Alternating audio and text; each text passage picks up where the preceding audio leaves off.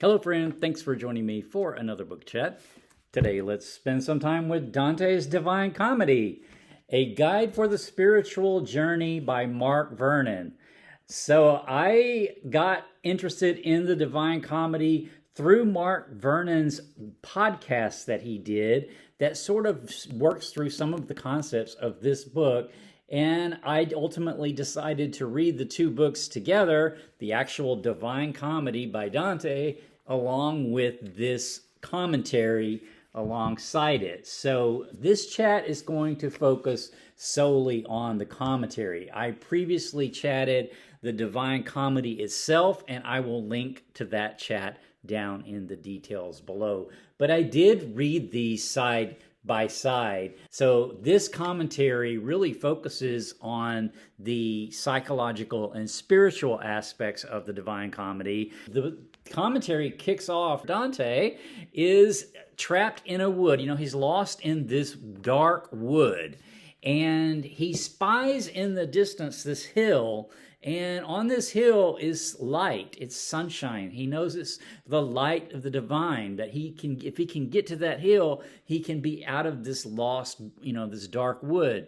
But his way forward is blocked by these three beasts.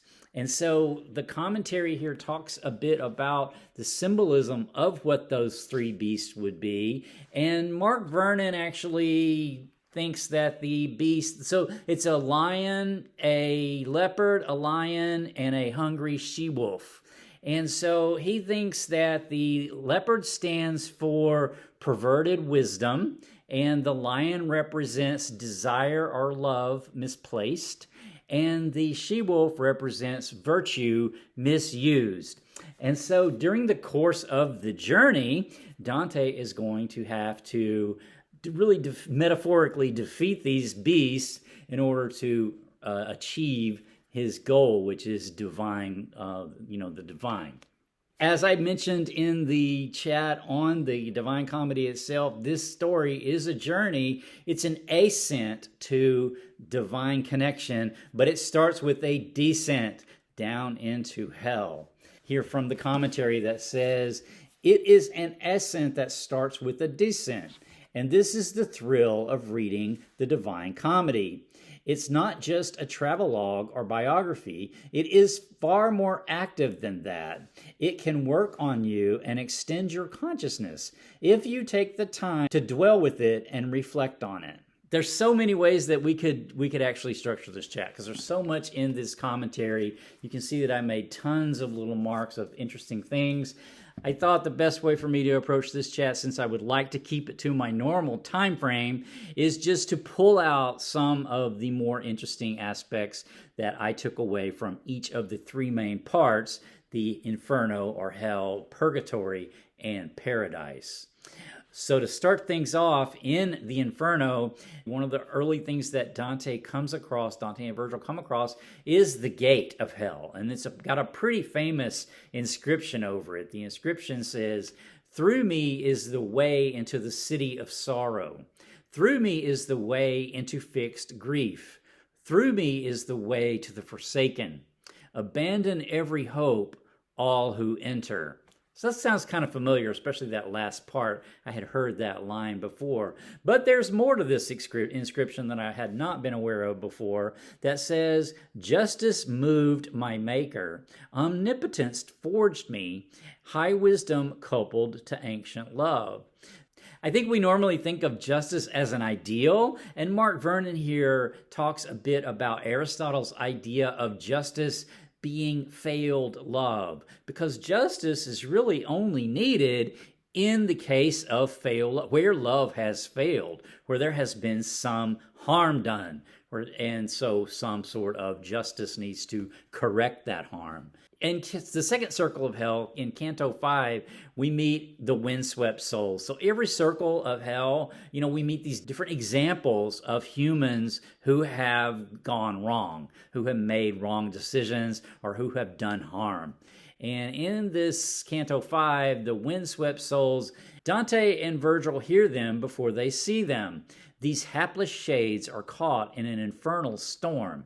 A relentless wind tosses them up and down, around and about. They loved in life, only it was blind love. It swept them along then, it sweeps them along now. It led nowhere before, it leads nowhere in the afterlife. So Mark Vernon talks about actual souls that he recognizes in this circle of hell, and gives us these real world examples. And I think Mark Vernon makes the point in the commentary that Dante's putting these real historical and mythological recognizable figures in the examples so that we can relate to them, because we see these people who have loved and they have swept everything away in sort of this sort of blind passion of love that has been misused, an example of love misused. And all of that was really interesting. Canto 20 talks about the diviners, like soothsayers.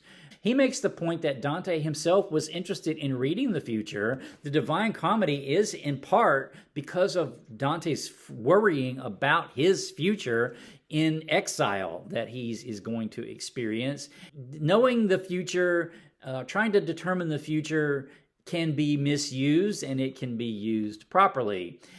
So Dante and Virgil come across a valley that's just filled with these twisted and contorted bodies.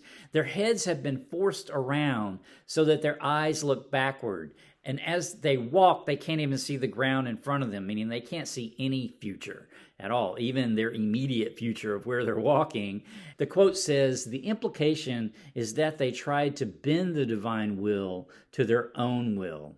That puts you in hell, because trying to bend the divine will to your own will rather than allowing your will to conform to the divine is to cut yourself off from God. It is the crime of so-called New Thought, the name for the practice today of willing that the universe deliver your heart's latest desire, dream or desire. It is narcissistic, and I don't have to change the cosmos as the cosmos will come to me." So this sort of thinking of you can bend the will of the universe to your will is an arrogance that put these souls into hell. So before we move on to some interesting things from purgatory, I just wanted to mention briefly Lucifer, who is found at the center of hell, and I thought that was pretty cool. He's huge. He's like skyscraper huge, and he has 6 wings, so Mark Vernon makes the point he must have been a seraphim, and he's frozen. I think my preconception is that he would be surrounded by fire, but he's actually frozen because he's as far away from divine love and light as it's possible to be. Dante moves then into purgatory, and one very interesting thing that I took away from this section was the different levels of understanding that can come from the reading of the Divine Comedy. Not just the Divine Comedy, but actually any text that's talked about in the commentary here. In the medieval period, Mark Vernon makes the point that it was not unusual to be able to experience multiple levels all at the same time. We've just gotten far more siloed, today, and specialized in the modern world, so it's harder for us to put our minds into multiple different aspects at the same time. And in a letter to a patron that Mark Vernon describes here in the commentary, Dante explains it like this. He says, "Consider the psalm about the story of Moses leading Israel out of Egypt. And the literal meaning is the Exodus as described as if it's an event in history. The allegorical meaning from the Christian point of view is that the story of Moses is a precursor to the action of Christ, who leads all people to the promised land. The Hebrew experience is a foretaste of the Christian experience. And then the tropological meaning emerges from reflecting on what it might mean to move from a world of slavery to one of freedom, as fundamentally an inner liberation, and in principle available, to all of us, regardless of if we lived at the time or not. And then finally, the anagogic reading perceives that this is not just an experience for the few or the many, but for the entire creation in the fullness of time. So more the cosmic, divine perspective. I thought that was so cool, and that could be applied to really any text that you're reading, the Bible or any text. And in the previous chat, I talked about how the Divine Comedy used numerology, and there was a fun instance in Canto 17 of the Purgatory, the exact midpoint of the book, and the commentary says Canto 17 contains the actual midpoint of the 14,233 lines of the epic poem. At line 7,116, halfway through, at the precise center, it is no surprise to find the one word that matters more than any other to Dante: love. I thought that was so cool. Just a couple of things I'd like to mention about the time in paradise before I run out of time on this chat. So Dante's guide in paradise is Beatrice, a woman he knew in real life, sort of had this idealized love for, and she guides him through paradise. But just a couple of interesting quotes from this part of the commentary. Dante begins to see that the universe is not full of matter, but of intelligences, souls, and lights. They shine with one vision, much as the night sky can dazzle with complexity and simultaneously convey an impression of a single glorious eternity. The paradise is just kind of mystical in this way. Very, very fun to read, though. In Canto 19 of Paradise, Dante meets this amazing eagle. It's formed from living lights, which look like these sparkling rubies. It's both an individual and a group, and it speaks with what is called the I-we voice, meaning it's an I and it's an individual, and it's a plural. And so Mark Vernon describes it like this: the souls are like the coals of a fire, each burning in their own way, each contributing to the glow. Or they are like flowers in a field, each delighting in its own bloom, while offering that to the loveliness of the meadow. So you're an individual, and you're an I and you're a we. Dante asks the eagle about divine justice, and he's questioning it. And he gets kind of this lengthy reply from the eagle, which I think was so cool. The I-we voice says, "I understand your question," the I-we voice continues, "but how can you pass judgment on God? Humans barely know themselves and rarely rule their societies well. So with what ignorance do they declare that they have divine authority to judge others? Their arrogance cuts them off from seams of gold." I just thought that was so cool, because, who are we humans to try to question a divine justice when we can't really navigate justice among ourselves? Okay, I think I will leave the chat there as I am out of time. I love this book. It was such an enriching experience to read this alongside the actual Divine Comedy. All right, I think I will leave the chat there. My next chat coming up, let me just pull it up.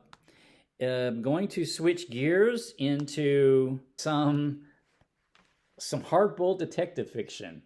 The Lady in the Lake by Raymond Chandler, and I have finished this already, and I will have a chat on it coming up soon. So until next time, take care.